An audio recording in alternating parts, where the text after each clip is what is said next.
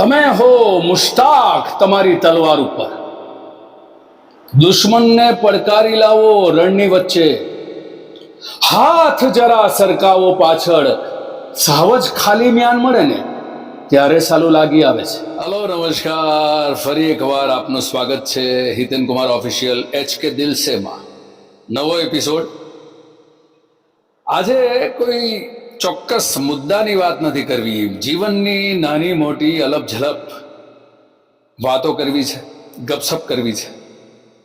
નિરાંતનો સમય મળ્યો છે મારી ઓફિસે, અને મારા નિરાંતના સમયના સાથી એટલે મારા પુસ્તકો, કવિતાઓ, સાહિત્ય અને જાત સાથેની વાત. આજે અચાનક એક રચના મારી નજરની સમક્ષ આવી ગઈ અને મને થયું કે હું એકલો શું કામ માણું, આપને પણ એનો સ્વાદ જરાક માણવાનો મોકો આપું. મારા ખૂબ જ વહાલા કવિ મુકેશ જોશીની આ રચના છે. સાંભળજો, બહુ કમાલની વાત છે. પાન ખરોમાં પાન ખરે ને ઝાડનો આખો વાન ખરે ત્યારે સાલું લાગી આવે છે. જંગલને બાજીને બેઠું વાલકડું એકાંત ખરે ને ત્યારે સાલું લાગી આવે છે. વર્ષોથી પર્વત ચડનારા માણસની ચારે બાજુ હો ખાઈ ખાઈ ને ઊંડી ખીણો, વર્ષોથી પર્વત ચડનારા માણસની ચારે બાજુ હો ખાઈ ખાઈને ઊંડી ખીણો, એક જ ડગલું બાકી હો ને અંતે એનું ધ્યાન ચડે ને ત્યારે સાલું લાગી આવે છે. સામેની ફૂટપાથ પર સૂતા હો બાળક ભૂખ્યા પેટે, આંસુ પીને ઊના શ્વાસે. સામેની ફૂટપાથ ઉપર સૂતા હો બાળક ભૂખ્યા પેટે, આંસુ પીને ઊના શ્વાસે. સામેની ફૂટપાથે કોઈ હોટલ આલીશાન મળે ને ત્યારે સારું લાગી આવે છે. તમે હો મુશ્તાક તમારી તલવાર ઉપર, તમે હો મુશ્તાક તમારી તલવારો પર, દુશ્મનને પડકારી લાવો રણની વચ્ચે. તમે હો મુશ્તાક તમારી તલવારો પર, દુશ્મનને પડકારી લાવો રણની વચ્ચે, હાથ જરા સરકાવો પાછળ ત્યારે જ ખાલી મ્યાન મળે ને ત્યારે સાલું લાગી આવે છે. કેટલી કમાલની વાત કહી છે. એક બાજુ ભૂખ્યું બાળક તાવમાં ધગધગતું હોય, ભૂખ્યા પેટે ઊના શ્વાસે, અને સામેની ફૂટપાથ પર જો હોટલ આલીશાન મળે. કેટલી વિચિત્ર ઘટનાઓ છે ને. જિંદગી જોવા જાઓ ને તો ખૂબ સરળ છે, અને જો જોવાની દ્રષ્ટિ ના હોય ને તો દરેક ડગલે સંઘર્ષ છે. ઘણા લોકો કમેન્ટ્સમાં પૂછતા હોય છે કે હિતેનભાઈ, અમે તમને ક્યારેય નિરાશ નથી જોયા. એવું નથી. નિરાશા, સંઘર્ષ તો દરેકની જિંદગીમાં હોય છે. પોતપોતાના સમરાંગણનો સંઘર્ષ હોય, પોતપોતાના એ ફિલ્ડનો સંઘર્ષ હોય, પોતપોતાના જીવનનો સંઘર્ષ હોય. પણ તમે એ કપરી પરિસ્થિતિની સામે કઈ રીતે જોવો છો એ સૌથી મહત્વનું છે. ડિપ્રેશનની લોકો વાતો કરતા હોય છે કે ફલાણો વ્યક્તિ ડિપ્રેશનમાં છે, ફલાણી વ્યક્તિએ ખોટું પગલું લઈ લીધું. એક વાત યાદ રાખજો દોસ્તો, કે કશું જ પરમનન્ટ નથી લાઈફમાં. સફળતા પણ પરમનન્ટ નથી, એ જ રીતે નિષ્ફળતા પણ પરમનન્ટ નથી, આનંદ પણ પરમનન્ટ નથી, અને કોઈ ખરાબ સમય પણ પરમનન્ટ નથી હોતો. તમારે સતત એમાં ટકી રહેવાનું હોય છે. સફળતા મળે ત્યારે જમીનથી 2 વેંત અધ્ધર ચાલવાની જે ભૂલો કરે એ લોકોને આગળ જતા એ ખાઈ જ મળતી હોય છે. અને એ ખાઈમાં પટકાયા બાદ એ ખ્યાલ ના આવે કે આમાંથી મારે ટોચ પર ફરી પાછા કેવી રીતે નીકળવું, કારણ કે જાત સાથેની વાત ચૂકી ગયા હોય છે. HK દિલ સે શરૂ કરવાનું કારણ માત્ર ફિલ્મોની વાત નહીં, પણ જિંદગીની વાતો પણ ક્યારેક ક્યારેક આપણે કરી શકીએ. ઘણા બધા લોકોને આપણે મળીએ ને ત્યારે એમની તકલીફો વિશે જ્યારે સાંભળીએ ત્યારે ખરેખર જો આપણે પોતાની જાત સાથે વાત કરતા હોઈએ તો આમ તો દરેક માણસને પોતાનું દુઃખ સૌથી વધારે લાગે, પણ ત્યાં પીઢ બનવાની જરૂર હોય છે. જાત સાથે જો તમે ખરેખર સાચી રીતે વાત કરી શકતા હો તો એ પડે તમને રિયલાઇઝ તો થાય કે હું મારા સંઘર્ષોની, મારા દુઃખોની હંમેશા વાત કરું છું, પણ સામેવાળાનું દુઃખ તો મારા કરતાં 10 ગણું વધારે છે. અને કેટલા માણસો મળે છે જે આ સંઘર્ષની વચ્ચે પણ હસતા ચહેરે એ દરિયો પાર કરવાના પ્રયત્ન કરતા હોય છે, દુઃખનો દરિયો. તમને એક વાત કહું, હું પણ નોર્મલી તમને પૂછતો હોઉં છું કે સુખમાં છો ને?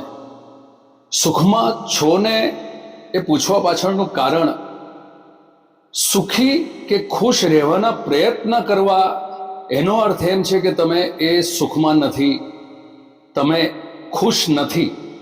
તમે જ્યારે ખુશ નથી ત્યારે ખુશ થવાના પ્રયત્ન કરતા હો છો. When you are trying to be happy, that means કે somewhere you are not happy. સુખમાં હોવું અને સુખમાં રહેવાના પ્રયત્ન કરવામાં પણ બહુ ફરક છે. મારી વાત કરું તો છેલ્લા થોડા વર્ષોથી ખરેખર મને ભીતરથી સુખ ફીલ થઈ રહ્યું છે. એ વૈભવનું નથી. પૈસો ટકો એ બધું બહુ જરૂરી છે જીવન જીવવા માટે, સફળતા બહુ જરૂરી છે, પણ એ જ જીવન નથી. એ રિયલાઇઝેશન મને છેલ્લા 5, 7, 10 વર્ષોમાં થયું છે. અને એટલે જ ભીતરથી હું હંમેશા સુખ ફીલ કરતો હોઉં છું. તો મને એમ થાય કે હું તમને પણ ક્યાંક ચકાસી લઉં કે સુખમાં તો છો ને. આ જ કારણ છે આ શબ્દ થકી તમારી સાથે કમ્યુનિકેટ કરવાનું. કારણ કે નિરાશા તો બધાની જીવનમાં આવે. મારા પણ જીવનમાં કેટલી નિરાશાઓ આવી છે, કેટલી નિષ્ફળતાઓ આવી છે.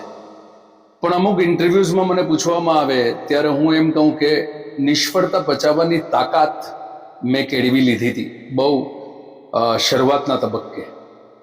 અમારી ફિલ્મોની દુનિયામાં સફળતા સૌથી વધારે મહત્વની છે. જો તમારી 2-4 ફિલ્મો ફ્લોપ જાય તો ઇન્ડસ્ટ્રીના લોકોનું વલણ પણ તમારા માટે બદલાઈ જાય.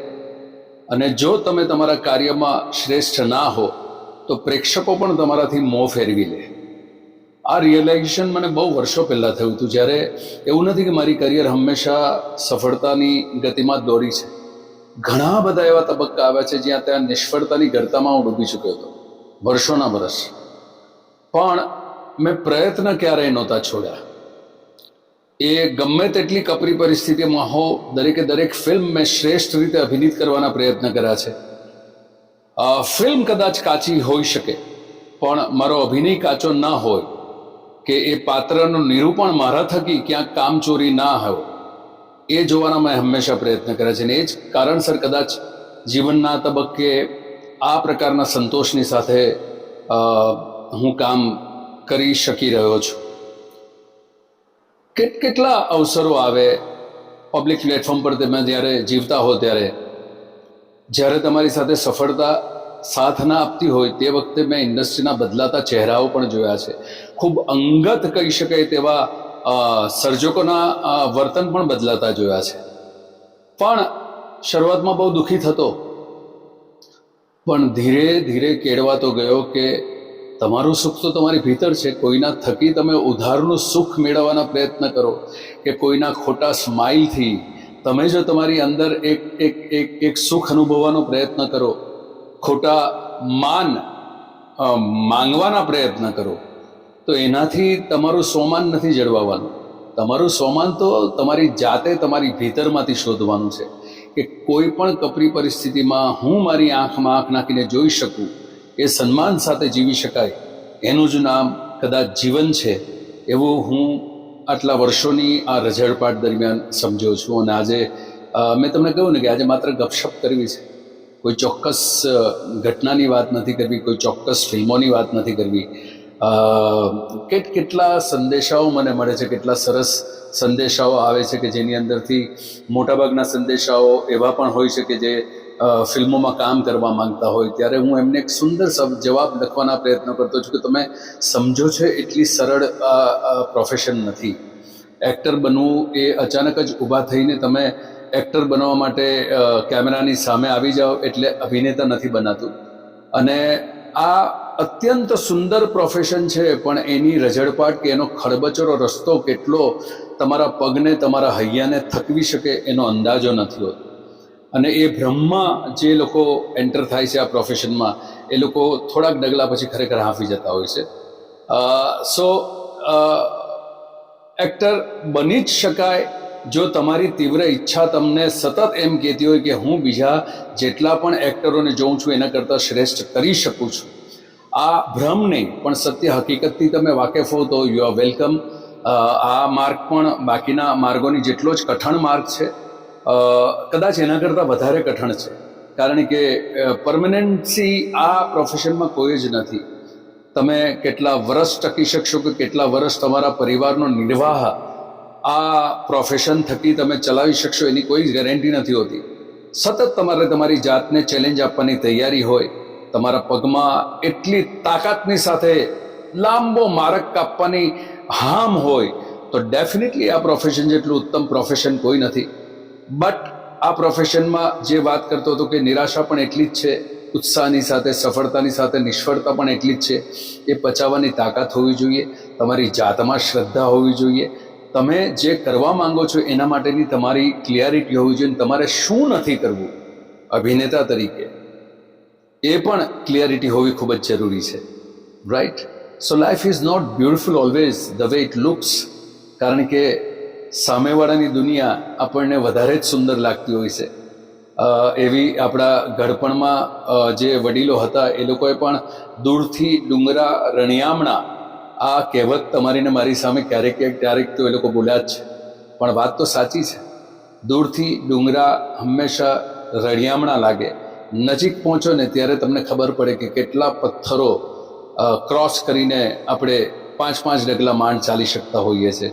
પગ છોલાઈ જાય, ક્યારેક ઠોકર લાગે, ક્યારેક પડી જવાય, પણ તમારા છાતીમાં એ હામ હોવી જોઈએ કે મારે એ શિખર પર પહોંચવું છે, ભલે કોઈ પણ કપરી પરિસ્થિતિનો સામનો કરવો પડે. અને મારામાં એક ક્ષમતા છે, એ ક્ષમતાનું મૂલ્યાંકન જો તમે કરી શકો તો ડેફિનેટલી તમે પણ તમારા સપના પૂરા કરી શકો એમ છો. But life is not that beautiful the way it looks from the distance. Life સુંદર ત્યારે જ બની શકે જ્યારે તમે એને ભીતરથી અનુભવવાનું શરૂ કરો અને એ સુખની સાથે અનુભવ કરવાનો શરૂ કરો. કોઈ બહારની તાકાત તમને દુઃખી ના કરી શકે જો તમે દુઃખી થવા ના માંગતા હો, અને કોઈ બહારનો જણ તમને એ આનંદ નહીં આપી શકે જે આનંદ તમે પોતે કમાયો છે તમારી ભીતરમાંથી. સો ટ્રાય ટુ અન્ડરસ્ટેન્ડ ઇટ. ખુશ રહેવું કે દુઃખી રહેવું એ પણ તમારા હાથમાં છે, માત્ર તમારા હાથમાં, કોઈ બીજાના હાથમાં નહીં. સો બી હેપી ઓલવેઝ, રાઈટ?